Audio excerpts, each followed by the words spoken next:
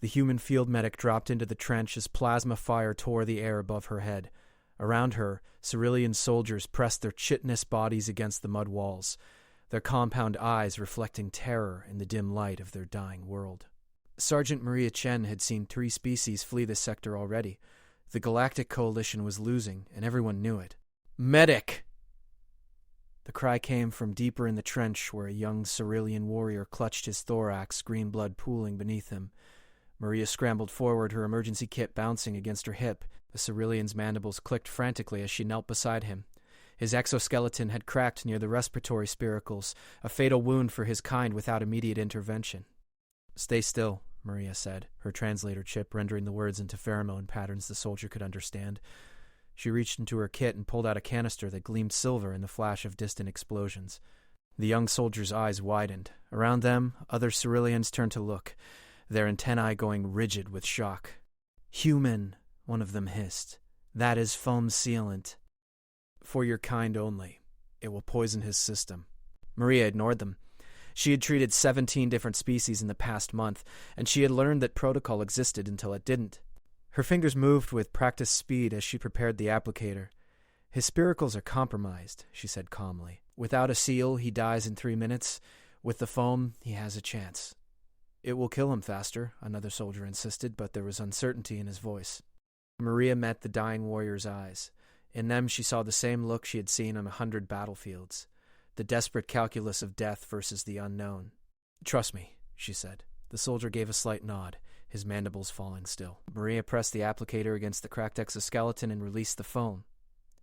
It expanded rapidly, filling the wound cavity with a white, hardening substance. The other Ceruleans watched in horrified silence as the foam sealed over their comrade's injury. For 3 seconds, nothing happened. Then the wounded soldier took a shuddering breath. His thorax expanded fully for the first time since the injury. Green blood stopped flowing. Maria sat back on her heels, watching his vital signs stabilize on her med scanner. The foam had bonded with his exoskeleton, creating an airtight seal that his own regeneration systems could work beneath. It would hold for hours, maybe days, long enough to get him to a proper medical facility. "Impossible," one of the soldiers whispered. A new sound cut through the din of battle, a high-pitched keening that made every Cerulean in the trench snap to attention. Maria had never heard it before, but she saw its effect immediately. The soldiers' bodies went rigid, their weapons dropping to their sides. "What is that?" she asked. "The Queen," a soldier breathed, his voice reverent and terrified. "She calls for retreat. The hive is lost." Maria looked over the trench wall. Across the scarred battlefield, Cerulean forces were pulling back in organized waves, abandoning their positions to the advancing enemy. In the distance, she could see the massive form of a hive ship beginning its ascent, preparing to flee the system entirely. "We must go," the soldier she had saved said, struggling to his feet. "The Queen has spoken. The hive abandons this world." "There are wounded," Maria said. "Dozens of them. They won't make it to the ships." "Then they die with honor," another soldier said flatly. "We cannot delay. The Queen's survival is paramount." Maria looked down the trench line where other medics, human and alien alike, worked frantically to stabilize the wounded. Most wouldn't survive transport. Most wouldn't even make it out of the trenches. She made a decision that would change everything. "Take me to her," Maria said. The Ceruleans stared at her. "To the Queen?" one asked. "Impossible. Outsiders do not approach the Queen Mother. It is forbidden by every law of the hive." "Then break the law," Maria said, her voice hard. "Because I can save your wounded, but I need time. And the only one who can give me that time is her." The soldiers looked at each other, their antennae twitching in silent communication. The one she had saved stepped forward. "I will take you," he said. "You saved my life with forbidden medicine. I will repay the debt." "Corvin, you cannot," another soldier protested. "I can," Corvin said quietly. "And I will."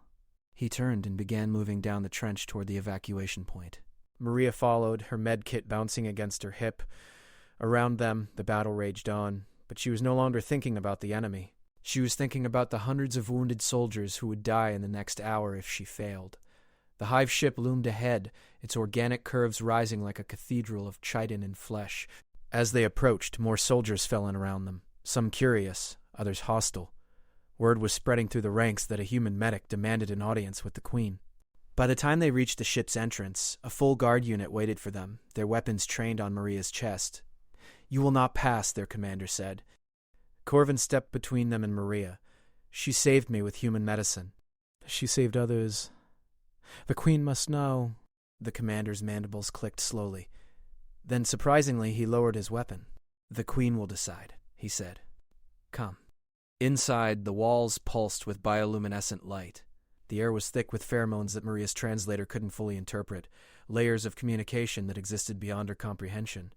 They moved through corridors that seemed to breathe, past chambers where larvae were being hastily evacuated and weapons were being secured for the coming flight. Finally, they reached a chamber larger than any Maria had seen.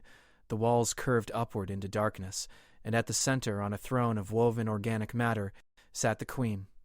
She was enormous, 3 times the size of any Cerulean soldier, her exoskeleton marked with patterns that seemed to shift and flow in the dim light.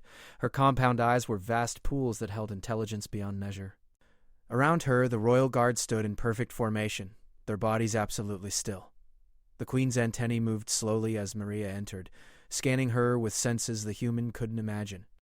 A human, the Queen's voice resonated not through sound but through pheromones so strong Maria's translator struggled to keep up. "You request my presence while my hive flees to survive. Speak quickly, outsider. My patience is measured in heartbeats." Maria stepped forward, ignoring the weapons that tracked her movement. She had come too far to hesitate now. "Your Majesty," she said, "I'm a medic. I can save your wounded, but I need 12 hours. Delay the evacuation. Let me show you what human medicine can do." The Queen's antenna went completely still. Around the chamber, the royal guard shifted almost imperceptibly. In the Cerulean hierarchy, questioning the Queen's decision was death. Asking her to delay the hive's survival was unthinkable. "You ask me to risk the entire hive," the Queen said slowly, "for soldiers already claimed by death?" "I ask you to let me try," Maria said. "I saved Corvin with foam sealant made for humans. I've adapted 17 different medical techniques for non-human physiology. Give me 12 hours and access to your wounded, I'll save everyone I can." The Queen leaned forward on her throne, her massive form shifting. "And if you fail? If the enemy arrives before we can escape?" Maria met those vast compound eyes without flinching. "Then I die with them.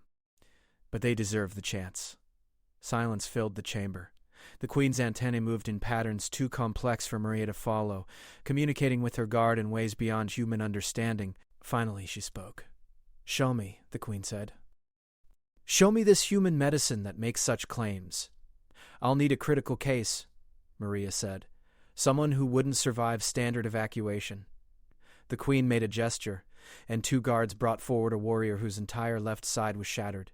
His breathing was shallow, his life signs fading. By every Cerulean medical standard, he was already dead. Maria knelt beside him and opened her kit. She pulled out tools that made the guards step back nervously.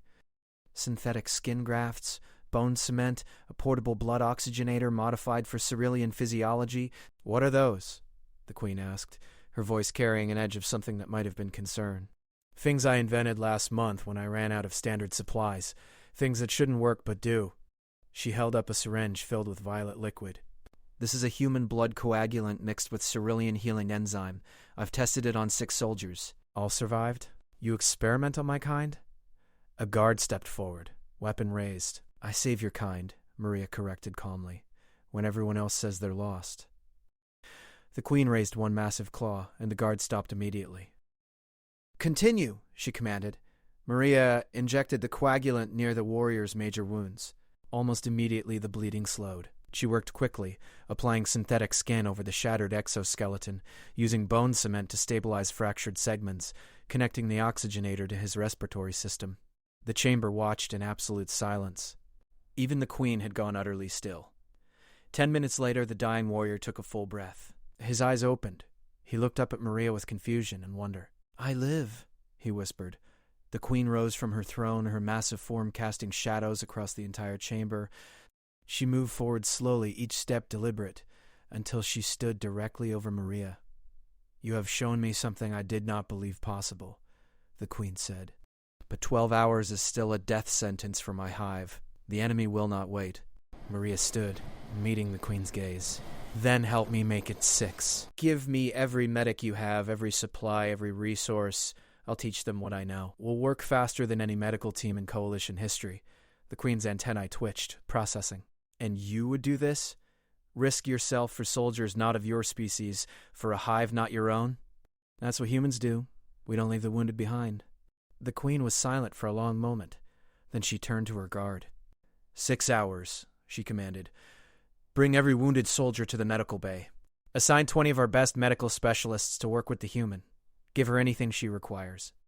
She looked back at Maria, and in those compound eyes, something shifted. If you succeed, human, you will have shown the Cerulean hive something we have never seen, that there are things more powerful than retreat. If you fail, we die together. Understood, Maria said. One question, the Queen said as Maria turned to leave. The foam you used on Corvin, the coagulant you just administered. These substances are not designed for my kind. How do you know they will not cause harm later? Maria smiled grimly. I don't. But certain death versus possible complications? That's an easy choice in a war zone. The Queen's mandibles clicked in what might have been approval or shock. You are either very wise or very mad, human. Probably both, Maria said. Now, if you'll excuse me, Your Majesty, I have 6 hours to save an army. She strode from the chamber, Corvin and a dozen guards following in behind her. Behind them, the Queen returned to her throne, but her antennae continued to move in complex patterns, sending commands throughout the ship. The medical bay was chaos when Maria arrived. Wounded soldiers lay in rows, their injuries ranging from minor burns to catastrophic trauma. Cerulean medics moved among them, performing triage according to protocols that wrote off anyone beyond immediate help. Stop, Maria commanded. Every medic turned to look at her. A tall Cerulean medical officer approached, his carapace marked with rank insignia. You are the human the Queen spoke of? I am. You're going to teach me Cerulean anatomy, and I'm going to teach you human adaptive medicine. We have 6 hours. The officer's antennae drooped skeptically. Impossible. Our physiologies are too different. What works for you cannot work for us. Maria pulled out her portable scanner and projected a hologram of Cerulean internal structure. Then she overlaid human circulatory and nervous systems. Different, yes. Incompatible, no. Look here. She pointed to the respiratory spiracles. Your oxygen intake system has 3 redundancies. Humans have 2. Both respond to positive pressure. Here. She indicated the circulatory system. Your blood carries oxygen through hemocyanin, ours through hemoglobin. Different chemistry, same function. I can work with this. She pulled out another device, a custom-built chemical analyzer. This tells me how any substance will interact with Cerulean biology before I use it. It's not perfect, but it's kept 17 species alive so far. The medical officer stared at the device, then at Maria. You built this? 3 months ago, after I lost a Draconid patient to anaphylactic shock from standard pain medication. Never again. Something changed in the officer's posture. He gestured to the other medics. Gather here. The human will teach. The Queen commands. For the next hour, Maria ran an intensive course in adaptive xenomedicine. She showed them how to modify human antiseptics for exoskeleton wounds, how to adapt surgical techniques for chitinous biology, how to use tools designed for one species on another with careful calculation and controlled risk. The Cerulean medics learned quickly. Their minds, organized by hive intelligence, absorbed information and shared it among themselves in ways that amazed Maria. What would have taken days to teach individually spread through the group in minutes. Now, Maria said, we divide into teams. Critical cases first. Use everything I've taught you, but verify every application with the analyzer. We have no room for mistakes. They move like a machine, efficient and precise. Maria took the worst cases herself. Soldiers with injuries so severe, the Cerulean medics had simply made them comfortable for death. She worked with brutal focus, applying techniques she had never tried before, pushing the boundaries of everything she knew. A soldier with a crushed thorax received a rigid framework of bone cement and synthetic support structures. Another with severed neural ganglia got experimental nerve bridges adapted from human spinal surgery. A third, bleeding from multiple internal ruptures, was stabilized with coagulants that Maria mixed in real time, adjusting the formula based on his specific biochemistry. Hours passed in a blur of blood and tissue and desperate innovation. The medical bay became a laboratory where impossibility was just another obstacle to overcome. Wounded soldiers who should have died began to stabilize. Those who should have been disabled walked again. The pile of body bags in the corner remained empty. 4 hours into the work, an alarm sounded throughout the ship. The medical officer looked up sharply. Enemy scouts detected. They will be in firing range within 90 minutes. We keep working, Maria said, without looking up from her patient, until the Queen orders us to stop or we're all dead. The officer's antennae twitched, then he nodded and returned to his patient. 30 minutes later, the Queen herself entered the medical bay. The medics immediately stopped and bowed, but Maria continued working, her hands deep in a soldier's chest cavity as she repaired damaged organs with synthetic patches. Report, the Queen commanded. The medical officer straightened. 73 critical cases treated. 68 stable enough for evacuation. 5 still in surgery. The Queen moved through the bay, examining the wounded with those vast compound eyes. She stopped beside a soldier who had been comatose an hour before. Now he sat upright, his wounds sealed with synthetic skin that had already begun integrating with his natural exoskeleton. You live, the Queen said to him. By the human's hand, Your Majesty, the soldier replied. The Queen turned to Maria, who had just finished her surgery and was moving to the next patient. You have done what you promised, medic. More than you promised. I'm not done, Maria said, checking her scanner. 4 more critical cases. Give me another hour. We have 45 minutes before we must flee, the Queen said. The enemy will not grant us more time. Maria looked at the 4 remaining soldiers, all of whom were watching her with eyes that held fragile hope. Then I work faster. Then she turned to her guard. Ensure the human and her team reach the evacuation ships. Even if we must leave everything else behind, they come with us. Your Majesty, Maria said, not looking up from her work. If I'm not done in 45 minutes, leave without me. I knew the deal. No, the Queen said, and there was steel in her voice. You have saved my warriors. You have shown me that honor exists beyond the hive. I will not abandon those who do not abandon others. Maria's hands paused for just a moment. Then she nodded and returned to work. The final 45 minutes were the longest of Maria's life. She worked with hands that shook from exhaustion, making calculations that blurred in her vision, pushing her body and mind beyond every limit she knew. Around her, the Cerulean medics matched her intensity, moving with desperate precision. 20 minutes remaining. 3rd patient stabilized. 15 minutes remaining. 4th patient's breathing normalized. 10 minutes remaining. The ship shuddered as enemy weapons fire reached extreme range. 5 minutes remaining. Final patient's vitals locked into safe parameters. Done, Maria breathed and collapsed against the operating table. The medical officer caught her before she fell. All critical cases stable. We can evacuate. The Queen's voice resonated through the chamber. All personnel to evacuation ships. Immediate departure. The medical bay erupted into controlled chaos as the wounded were loaded onto transport sleds and rushed toward the launch bays. Maria stumbled along with them, supported by Corvin and another soldier. As they ran through the corridors, the ship shook violently. Enemy fire was getting closer, heavier. The hive ship's engines roared to life, preparing for emergency ascent. They reached the launch bay as the last evacuation ship was boarding. The Queen stood at the entrance, personally overseeing the evacuation of her wounded. When she saw Maria, she stepped aside. Go, the Queen said. You have earned your survival. You're not coming? Maria asked, seeing that the Queen made no move toward the ship. I am the Queen, she said simply. I leave last or not at all. Through the bay doors, Maria could see enemy vessels entering orbit, their weapons charging for bombardment. 30 seconds until we must depart, the pilot announced. Maria looked at the Queen, at the wounded soldiers being loaded aboard, at the medics who had learned to see medicine in a new way. She thought about what brought her to this moment, a simple choice to save one soldier when protocol said he was already dead. Your Majesty, Maria said, thank you for trusting me. The Queen's antennae moved in a pattern that Maria's translator rendered as complex emotion. Thank you for showing me that trust can be earned across species. Go now. Live to save more. Maria boarded the ship as the engines fired. Through the viewport, she watched the hive ship's bay doors close, sealing the Queen inside as the massive vessel strained to escape the planet's gravity well. Beside her, Corvin spoke quietly. The Queen risks herself for us. Leaders do that, Maria said. Real ones, anyway. The evacuation ship pulled away, joining a fleet of similar vessels fleeing toward the stars. Behind them, the hive ship finally broke atmosphere, its massive form silhouetted against the burning world below.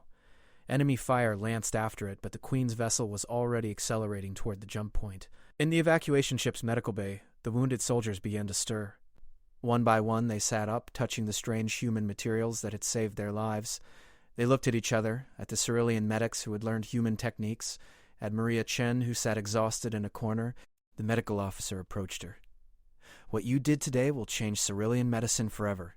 We thought adaptation was weakness. You showed us it is strength." Maria managed a tired smile.